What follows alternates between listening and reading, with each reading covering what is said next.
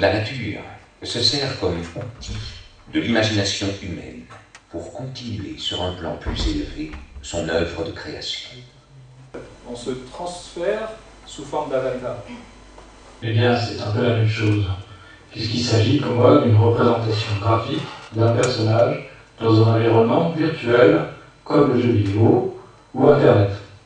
Selon les applications, on peut parler de simulacre ou bien de projection de soi. C'est qu'on a été plutôt des profilers. Donc ça a été créer un personnage, lui donner une véritable identité. On a joué sur les ambiguïtés du personnage par rapport à l'acteur, du personnage par rapport à l'auteur. L'auteur est le père du personnage qui fait jouer un acteur, etc. On retombe là sur le thème fondamental de la pièce de Pirandello qui a servi de point de départ, 6 personnages en quête d'auteur. Ce qu'on a fait tous les 4, il y a 2 ou 3 ans, techniquement, c'était pas imaginable. Allez,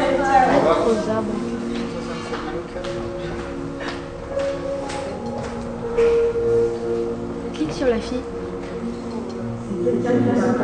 Ah ouais, quand tu cliques dessus, ça fait... Il a fallu reconstituer les scènes. Donc ça a été aussi un gros travail qu'on a mené ensemble avec les parties de recherche, que ce soit les décors en 2D, en 3D, les recherches littéraires bien sûr, les références, et puis la création proprement dite. Moi, ce qui m'intéressait, c'est vraiment plutôt de pouvoir moi-même manipuler les personnages. Alors, dans Machinima, il y a aussi animation, parce qu'il s'agit d'animation 3D.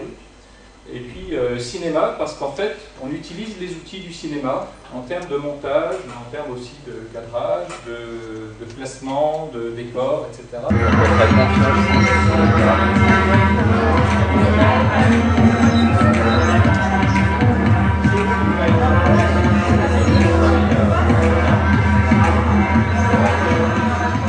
Donc quelquefois, c'est vous qui allez manipuler les avatars, du moins les orienter.